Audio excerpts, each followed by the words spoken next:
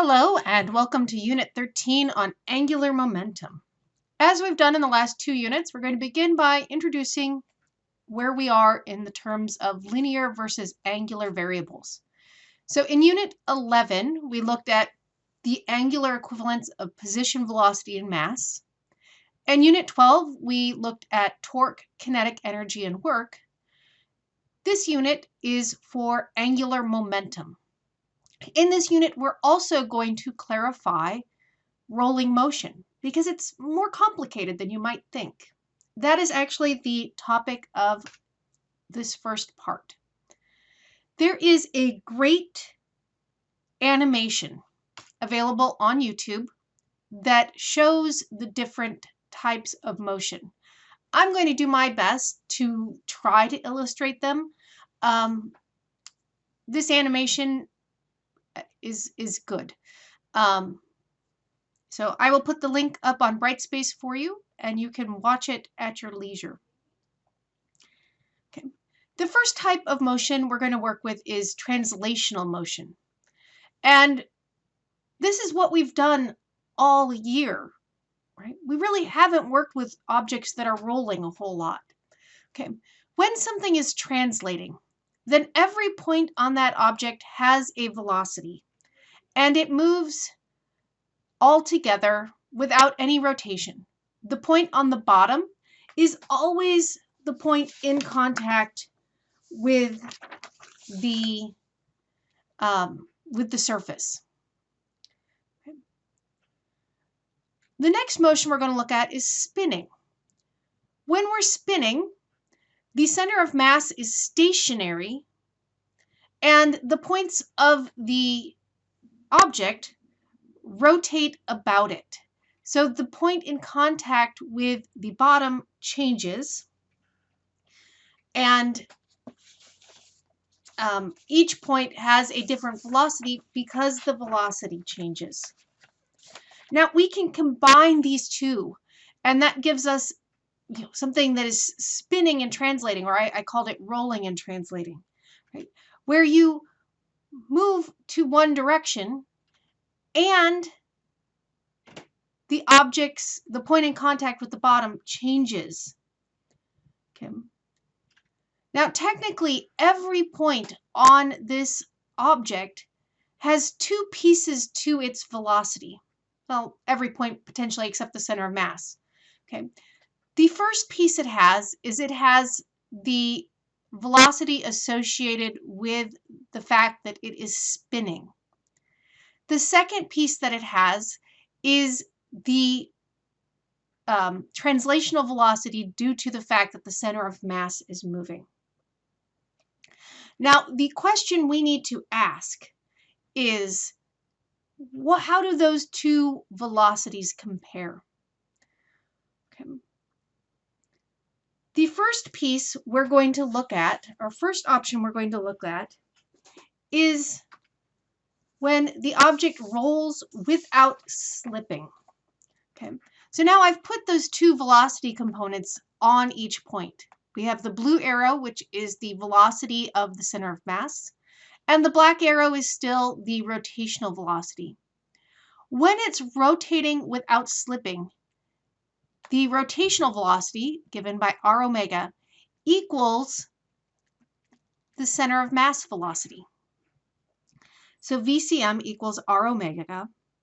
Notice that if these two arrows are equal, then technically that point at the bottom, the point of contact,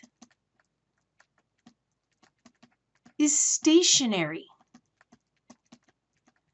And if the point of contact is stationary, that means that the friction involved is static friction.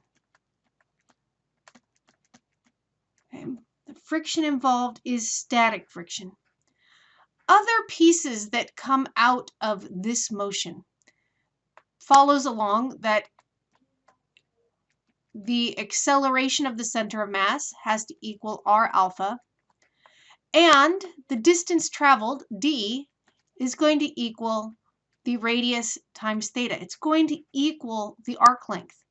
So if I were to take and wrap a piece of yarn around my object, then that yarn would be the circumference of the object. And if it does one rotation, that yarn would lay perfectly out on my surface and equal the distance that the object now traveled.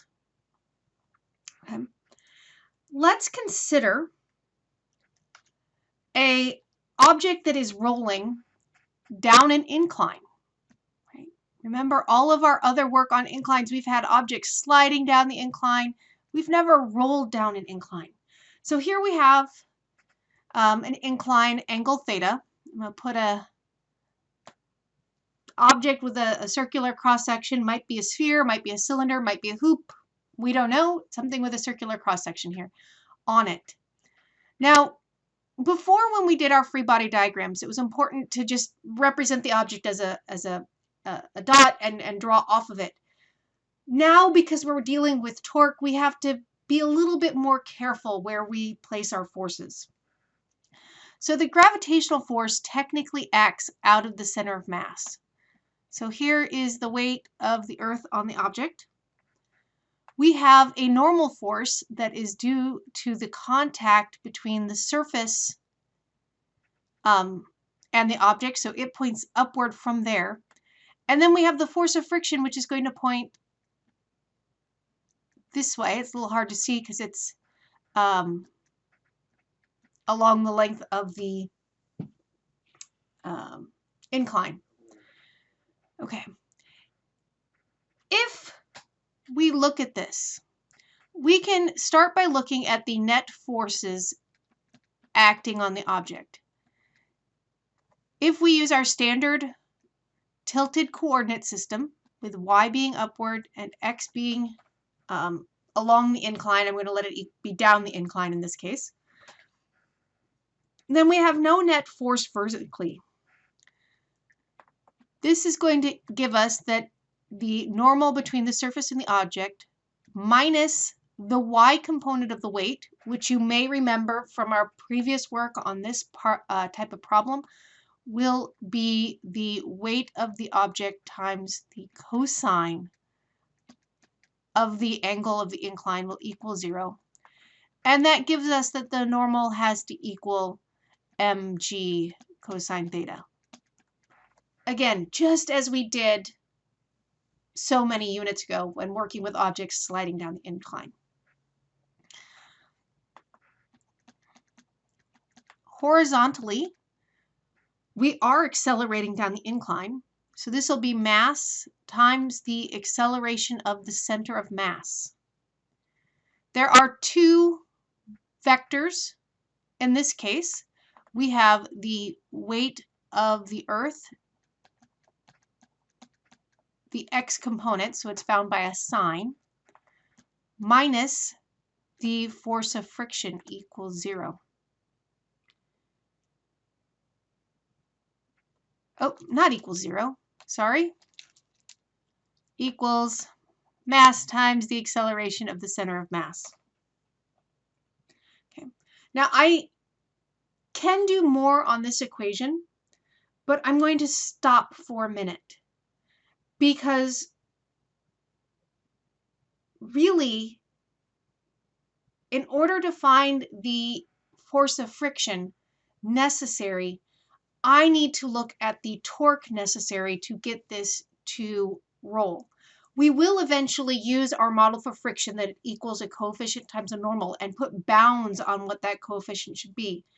But for the moment, I'm trying to find the acceleration. So I'm gonna stop here for a second. So I'm going to look at the torque. The net torque will equal the moment of inertia of my object about the center of mass times the angular acceleration. Okay. Of our forces, only one can provide a torque. The weight cannot provide a torque because it acts at the center of mass. R is 0. The normal force acts along the radial vector. Therefore, it cannot provide a torque. So the only one that can provide a torque is the frictional force. That will be the radius of our object times the friction force times a sine of, in this case, it will be 90 degrees because it is perpendicular to the radial vector, which will equal the moment of inertia of the center of mass times the angular acceleration. But we're going to write the angular acceleration in terms of the acceleration of the center of mass divided by the radius using A equals R alpha. Sine of 90 is 1, so this allows me to state that the friction that the object must have in order to roll is equal to the moment of inertia of the center of mass times the acceleration divided by the radius of the object squared. Okay. I'm going to take this formula and plug it in down here. That gives me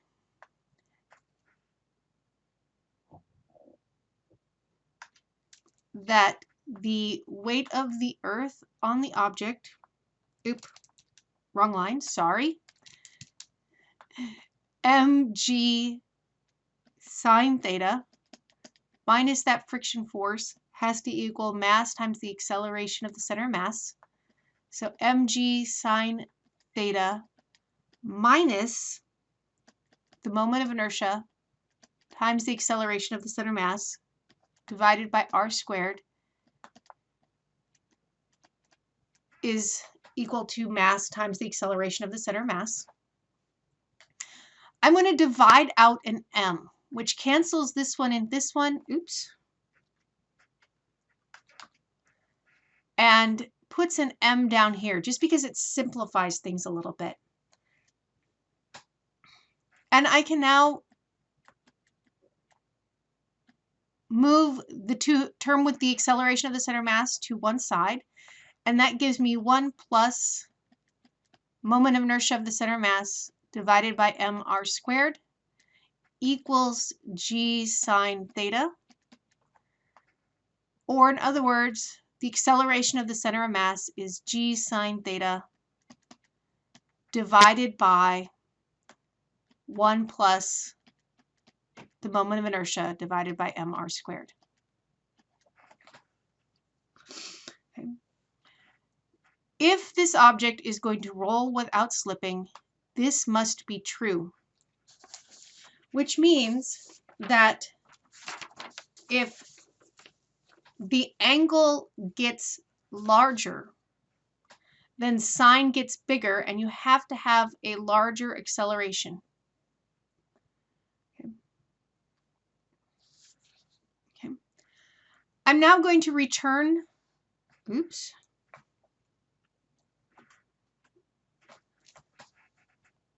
to this formula.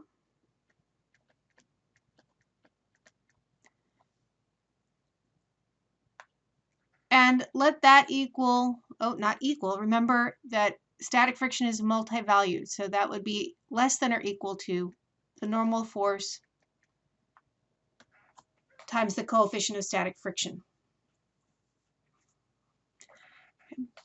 So ICM times ACM, using the formula we just found,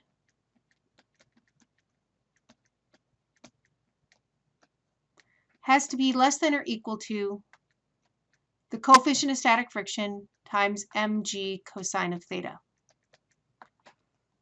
Okay.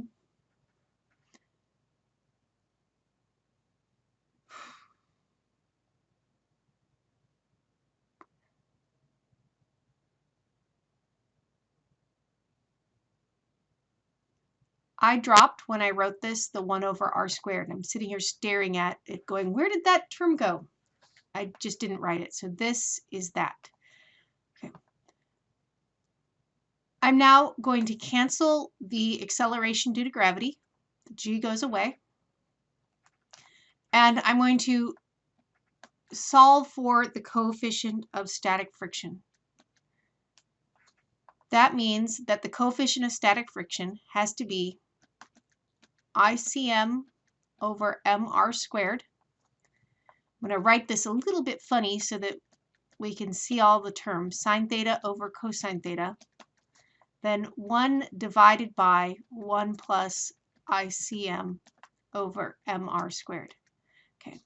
This term is this first bit with the mass from this side brought over. Sine theta is here, cosine theta is there, so I divided them. There that is. And then this denominator is here. Okay. I can simplify this. Okay. To simplify it, what I'm going to do is I'm going to take sine theta and cosine theta and write them as tangent of theta. Okay. Now I'm going to play, if you will, with the denominator here. And I'm going to pull the MR squared up to the top. Okay. But that also means that I have to keep it the same mathematically. Okay. So that leaves me with ICM, that's this one, and I guess the easier thing to do is just multiply this piece into there. That leaves me with MR squared plus ICM times MR squared over MR squared. That cancels.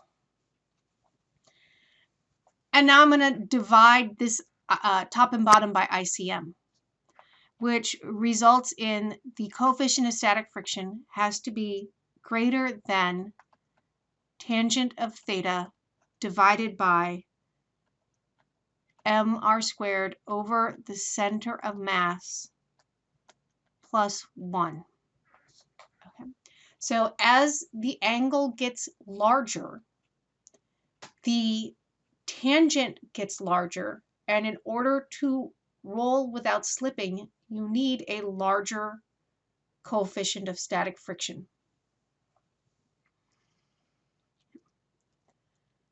Okay. Rolling without slipping is one possibility. However, you can also roll and slip at the same time. So what does rolling with slipping look like? Well, again, I've taken and I've put both the translational velocity vector and the rotational vectors everywhere on our rolling object. And we can now see that these are not the same length. So velocity of the center of mass does not equal r omega. And it follows that the others must be true as well.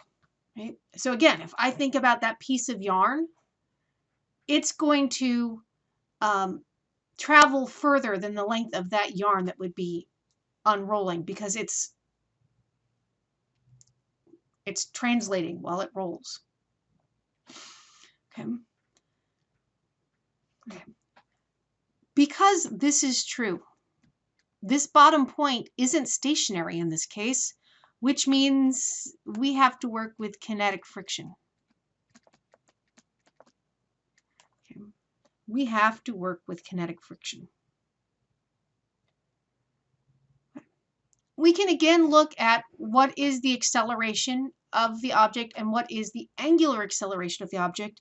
What we cannot do is combine the two equations like we did before because we do not have the relationship, and I wrote this one wrong, that ACM equals R alpha. This doesn't hold, so we cannot combine our rotational information with our translational information. Okay. So let's consider, again, an object on an incline. Same setup we had a moment ago, angle theta. Same free body diagram. We have the weight downward. We have the normal perpendicular to the surface. And the kinetic friction, in this case, pointing up the ramp because it is rolling down the ramp. XY coordinate system as we had it before. We can consider the net force in Y equals 0. And that again gives us that the normal will equal mg cosine of theta. Net force in x will equal not 0. I keep trying to go 0 happy and it's not working. Is mass times that acceleration. So this will be the x component of the weight, which will be mg sine theta, minus the friction force,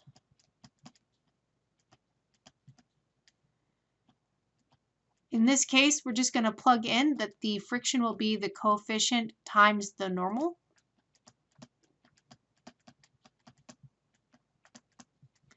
Mass cancels, and we get the acceleration of the center mass is g sine theta minus mu k g cosine theta, which is the exact same result we got for an object that was just sliding down the incline without rolling.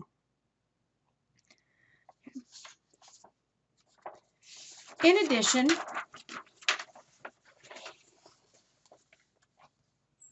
we can look at the torque on the object. The net torque is going to be caused by only the frictional force. So that'll be this. We can solve for the angular acceleration. This will be the moment of inertia of the center of mass again, sorry, as the radius times friction divided by the moment of inertia of the center of mass, which is the radius times the coefficient times mg cosine theta divided by the moment of inertia of the center of mass.